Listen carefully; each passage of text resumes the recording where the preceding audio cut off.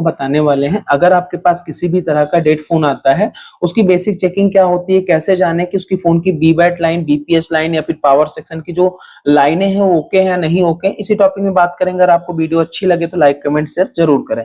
देखो, हर फोन में आपको देखने को मिलेगा एक बैटरी कनेक्टर। बैटरी कनेक्टर से जो सप्लाई हमारी मेन चार्जिंग आईसी तक जाती है, यानी जो पूरे फोन में जाती है, उसका नाम होता है बीबैट लाइन।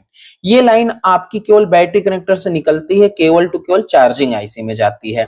इसके बाद दूसरा, आपका फोन जो यूएसबी से ऑन होता है तो वहां से आपके चार्जिंग पिन से निकलती है लाइन, ये लाइन भी आपकी चार्जिंग आईसी तक ही आती है। आपको दोनों लाइन सबसे पहले आपका जो इनपुट करता है वो करता है आपका डीसी टू डीसी आईसी में, ठीक है। तो आपके पास कोई भी डेड फोन आता है तो हम बेसिकली दो ही तरीके से पता करते हैं, या तो हम नॉर्मली मल्टीमीटर से पता करें या तो हम यूएसबी लगा के पता करें, जिससे हमें फोन के बारे में पता लगता है। लेकिन मैं आपको जो सिखाने वाला हूँ मल्टीमीटर के जरिए सिखाने वाला हूँ, ताकि आप अच्छे बेस पे काम कर सकें। देखो, जब भी आपके पास कोई भी डेड फोन आए तो सबसे पहले आपको क्या चेक करना चाहिए, बैटरी कनेक्टर, ठीक है। अब बैटरी कनेक्टर चेकिंग क्या होती है, सबसे पहले जब आप करोगे चेक तो सबसे पहले आपको मल्टीमीटर को डायबोर्ड मोड पे सेट करना है। देखो, अब यहाँ पे हम इसे एक बार वापस करेंगे, यहाँ पे सिलेक्ट करेंगे। देखो, अब यहाँ पे आप जब सिलेक्ट किए तो यहाँ पे देखो आपका आ गया डायबोर्ड मोड, ठीक है। अब डायबोर्ड मोड पे रखने के बाद आपको दो प्रॉब मिलेंगे, एक आपका रेड कलर होगा, एक ब्लैक कलर होगा।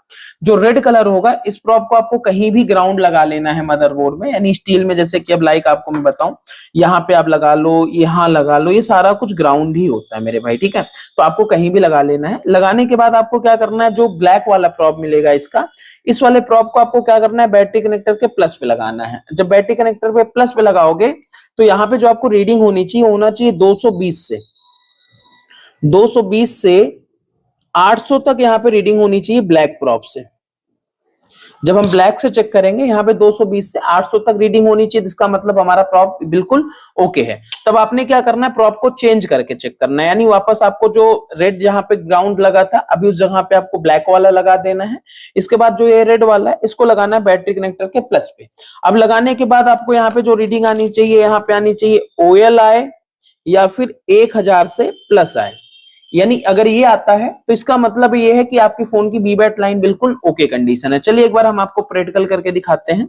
देखिए, चलिए अब आपको हम प्रैक्टिकल करके दिखाते हैं। अब देखो, ये मल्टीमीटर है, मल्टीमीटर आपका डायबोर्ड पे सेट है। अभी अपन रेड वाले को ग्राउंड लगा ली, ब्लैक वाले को देखो, हम जब हम चेक कर रहे हैं, यहाँ पर रीडिंग कितनी है, 463। अब यहाँ पे जब हम प्रॉब को चेंज करके चेक कर रहे हैं तो यहाँ पे रीडिंग क्या आई, 1400। तो इसका मतलब यह है कि आपके फोन में जो बीबैट लाइन है, यानी जो बैटरी कनेक्टर की लाइन है, जो चार्जिंग आईसी तक जा रही है, ये बिल्कुल ओके कंडीशन में है मेरे भाई, ठीक है। अब अगर ये ओके मिले तो इसका मतलब ये होता है कि आपकी जो यहां से यहां तक लाइन जाती है ओके। अब यहाँ पे क्या फॉल्टी कंडीशन होता है, थोड़ा सा मैं आपको बताऊंगा।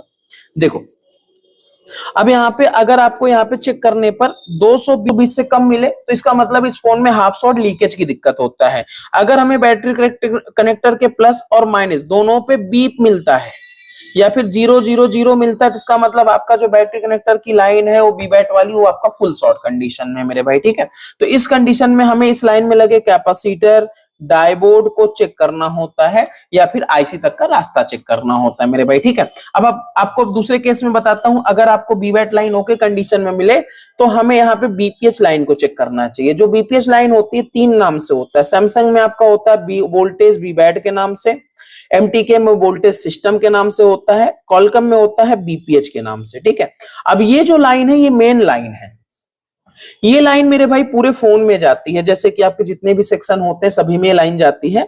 तो हमें इसकी चेकिंग करने के लिए मल्टीमीटर से हम इसकी चेकिंग नहीं कर सकते, तो हमें इसे डीसी पावर सप्लाई से चेक करना होता है, ठीक है। चलिए एक बार हम चेक करके दिखाते हैं आपको डीसी पावर सप्लाई से। देखिए, अब अगर हम इसे डीसी पावर सप्लाई से चेक करेंगे, चलिए अगर हम इसे डीसी पावर सप्लाई से चेक करेंगे तो यहाँ पे आपको जो 5.1 है, यहाँ पे आपको सेट करना पड़ेगा 4.2। अब देखो, हम यहाँ पे एम्पियर कितना किए, 2.5 एम्पियर, ठीक है। तो ये हमारा फोन की चेकिंग के लिए है। अब इसमें भी हमने 2 प्रॉब लगा के रखा। बूट केबल हम नहीं यूज करते, बूट केबल के लिए रेजिस्टेंस यूज कर लेते हैं। देखो, अब यहाँ पे भी 2 केबल है।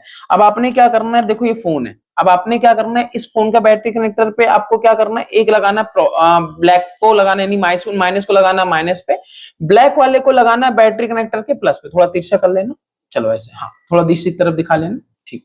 देखो, अब आपने क्या करना है, बैटरी कनेक्टर के प्लस पे जब हम लगाएंगे तो बिना पावर की प्रेस किए कोई करंट कंजप्शन नहीं होना चाहिए। तो इसका मतलब ओके कंडीशन में। देखो, अब जैसे लगाए कुछ रीडिंग गया, देखो वापस देखो, लगाए, 0 0 0 है, अब माइनस पे लगा रहे, देखो करंट कंजप्शन हो रहा है, प्लस पे लगाए, कोई करंट कंजप्शन नहीं है। इसका मतलब ये है कि आपके फोन में जो बीपीएच लाइन है ये भी बिल्कुल ओके कंडीशन में है। तो इस कंडीशन में हमें फोन की प्राइमरी और सेकेंडरी लाइन दोनों ओके मिलता है। तो हमें क्या करना चाहिए, फिर फोन को बूट करके चेक करना चाहिए। क्या करना चाहिए, फोन को बूट करके चेक करना चाहिए। फिर हमें इससे फॉल्ट फाइंडिंग होता है मेरे भाई कि प्रॉब्लम है कहां से। चलिए एक बार मैं आपको बूट करके भी दिखाता हूं थोड़ा सा। चलिए यहां लगाए, अब पावर देखो जैसे लगाए 380, अब यहां पे देखो, अब 380 कभी नहीं जाना चाहिए। इसका मतलब ये है कि कहीं ना कहीं आपका एलडीओ लाइन बिल्कुल शॉर्टिंग में है, क्योंकि देखो 400 जाके वापस 137 पे रुक गया। तो इसका मतलब ये कहीं ना कहीं एलडीओ लाइन है जो शॉर्ट कर रहा है, जिसके कारण हमारा जो एम्पियर है हाई बूटिंग पे गया। अब देखो यहाँ पे बिल्कुल स्टेबल है इसी पे। तो इस कंडीशन में कोई एलडीओ लाइन शॉर्ट है, एलडीओ लाइन को अगर ओके मिले तो आपका फोन ओके हो जाएगा मेरे